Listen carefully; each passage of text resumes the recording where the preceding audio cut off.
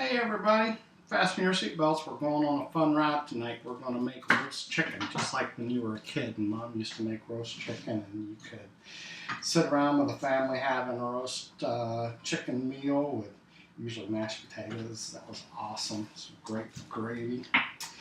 So tonight we're going to try to be a little bit more healthy. So the first thing we're going to start off with is our hen. Now I have washed the hen and of course removed the inside bag. I think everybody knows how to do that at this point. What I don't see a lot of folks doing and what is very important is we're going to put an oil and butter on the outside of this chicken. So it's incredibly to take some paper towels and really make sure the skin of your chicken is as dry as you can get it. Don't really care so much about the inside being dry, but I definitely don't want a wet outside to my chicken. I've already done this 2 or 3 times and soaked up my towels. And as you can see, I'm really still a little bit wet here, but I think we're right at the point where we can go forward. The problem with having a wet hen is you're not going to get the browning that you want. So put your oven on 425. And we're going to work on browning the outside and lowering our temperature and finish roasting. Now you can really tell the hallmark of a good chef who takes the time and effort to really just nurse and doctor and love on that chicken until it achieves a beautiful brown coating on the outside. So that's what we're doing. Now what I've done is gone ahead and taken some celery and carrot and just very roughly chopped it. And I'm going to do the same just to line my roasting pan with it. Now, the reason I do that is I want to give an elevation to the chicken. I want it to sit up on top of something so that the hot air, when it's roasting, can gather around and really hug onto that chicken and roast it really well.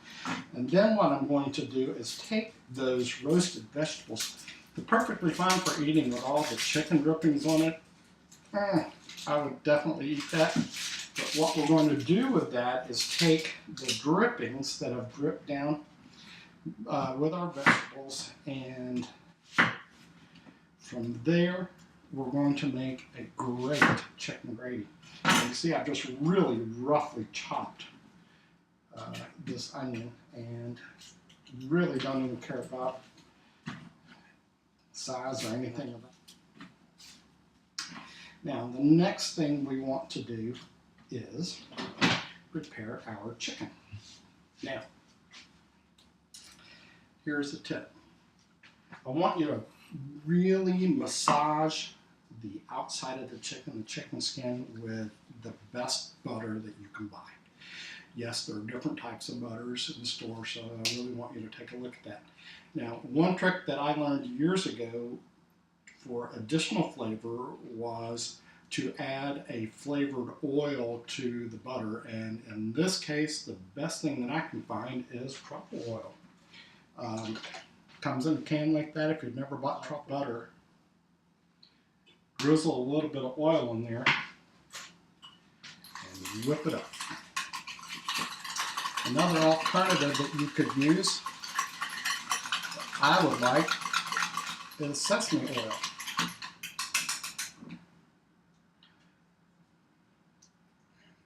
Now, you're just going to have to go ahead and realize, too, you're going to get dirty.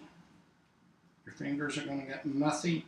It's going to be a messy process. Bring in the kids, let them do it, they'll love it.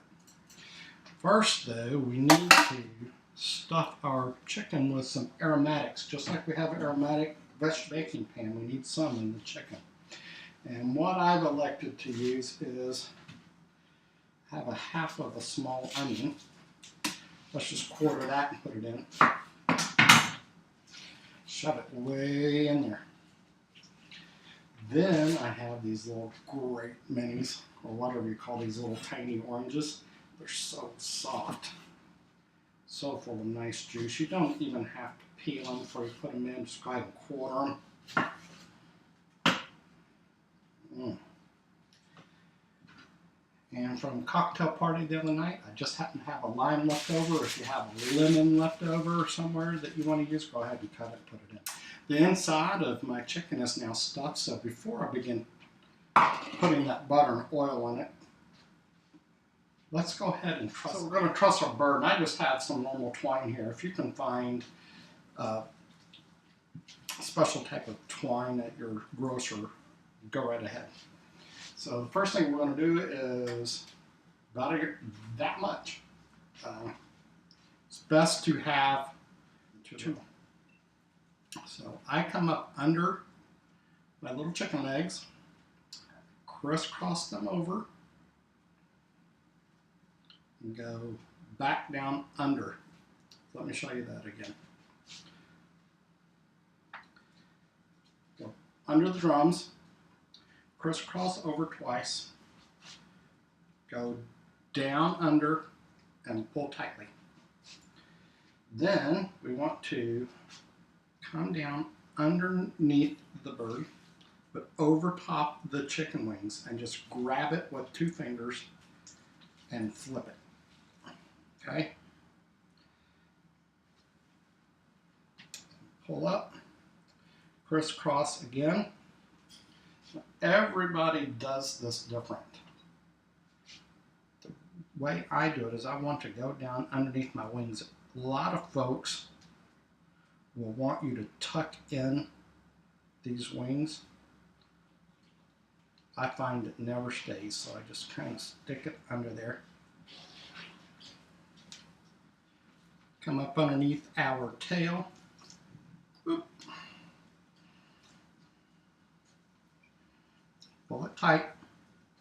Bring it back around. Tie it off. Now, why do you truss? The chicken's going to roast no matter what you do if you stick it in the oven, but it won't roast evenly. Okay? So if you have the chicken legs and chicken wings sticking out, they're small pieces of meat. They're going to get done far faster. Actually, I also have some garlic I want to put into the butter. A lot of people put garlic cloves up under the skin. I like doing that as well. I just don't happen to have any garlic cloves on me today, but I do have some minced garlic out of a jar. I know that's blasphemy, but I like doing it. We're going to go breast up. Just give it a good old butter massage. Every last nook and cranny of this bird needs to be covered in butter.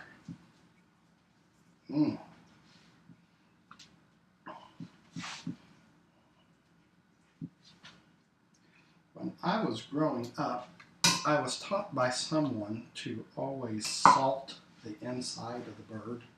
Please don't do that. It just dries the meat out. So there we have it. We have, I'm going to lift this so that you can see it, our buttered up chicken, our hen, resting on our celery, carrots, and onions, and it's ready to hit this like a hawk. We're going to turn it, we're going to baste it at 425 for at least the first 15-20 minutes.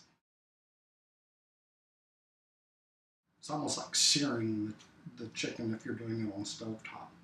So I want to show you something really cool. Went out and bought a brush just for my kitchen.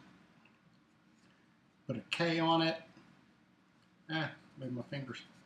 Put a K on it so that everybody knows it's just for the kitchen. Cuisine on the other side. It's time for our first basting.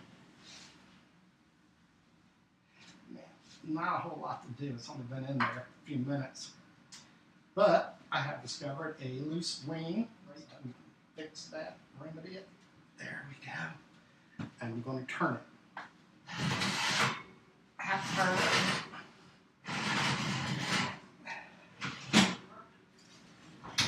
Shut the door in about another 5 minutes. We'll come back and check it. Okay, pulled this out. And I wanted to see something.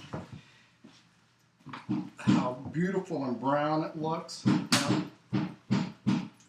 Something I had to do was, look at that stunning beautiful. What happened was 425 was not cutting it. So don't be afraid to adjust for your needs. So crank the oven up to 425, turn the blower on actually, and within minutes we have this beautiful brown. And what that searing does is keeps the juices of the meat inside. Well, this is doing the same exact thing. So real important, you crank the heat up, get a nice brown coating on your chicken, turn the heat down to 325, back in the oven it goes.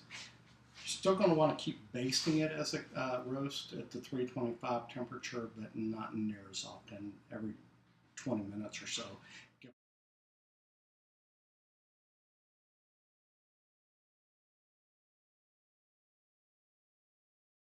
You know what's really weird about chicken roasting? I've been waiting on a repairman all day. Started roasting my chicken and it showed. So ladies, let that be a lesson for you. You need a man to show up, put the chicken in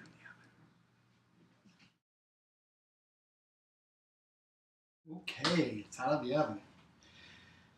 When checking for doneness, you don't want to insert your thermometer anywhere near the breast cavity. You're just going to run into empty air or one of the pieces of fruit that we've put into the cavity. You also don't want to touch the bone with your thermometer. So what we're going to do is simply insert into the thigh right along next to the bone, and you can, don't touch this bird for at least a half an hour. We want to let it come to rest.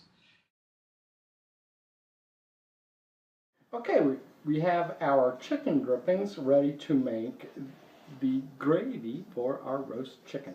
Now what I did was I took all the drippings and put them in a measuring cup and then refrigerated it so that it would rise to the top.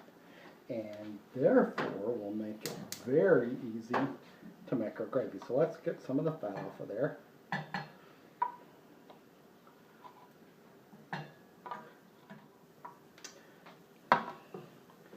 Let's bring that up to heat and melt it. Look how it's melting very quickly.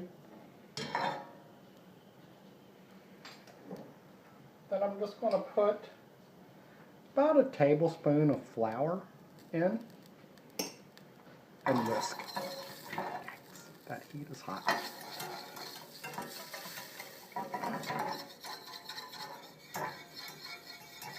This has a lot of seasoning in it already from the vegetables that we cooked the chicken with. So we don't really need to add any salt. I just like a little bit of cracked pepper. The trick with roux, if you'll remember the last time that we made it, was with the peanut butter pie. If you cook the flour and fat too long, it loses its adhesive ability, or it won't stick together and make a nice gravy. If you don't cook it long enough, it's going to taste like flour. So it's a real trick kind of decide, but at minimum, at least a minute. Now take the remaining drippings, which have really thickened and solidified. When they hit the heat, it's going to be a beautiful moment. It'll melt, looks very dark and rich. Give that a taste.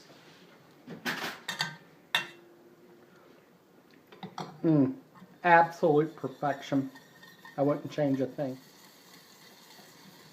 Now if I can get my cameraman to come over, there we go. I'm going to turn off the heat. And the last thing I want to do, add the smallest amount of butter. This is room temperature butter. It's very soft. We're just going to put that right in on top. And the reason I want my cameraman in close is we're just going to really gently stir that in. And this is going to do several things. It's going to, one, help solidify our gravy. Two, it's going to put a beautiful sheen and luster, and you can see it already on the top of our sauce. Can you see that? And three, it's going to prevent any film or skin from forming on top. Last thing, let me get a clean spoon.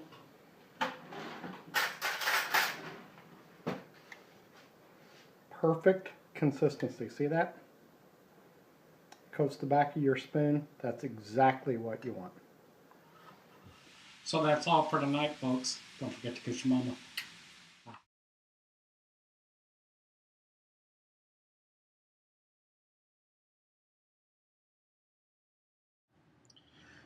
Well, we had a great chicken dinner last night. I gotta tell you, that chicken was kicking. Everybody loved it. Nothing left on the plates but bones.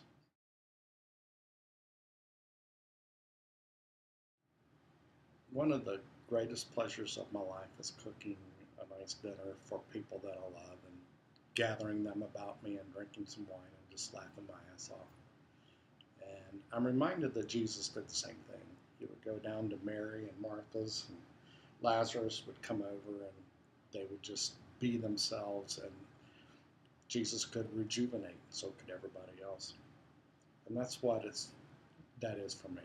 So I hope you're inspired to gather those you love about you, cook up a big feast, open a few bottles of wine, enjoy your meal, and laugh your ass off.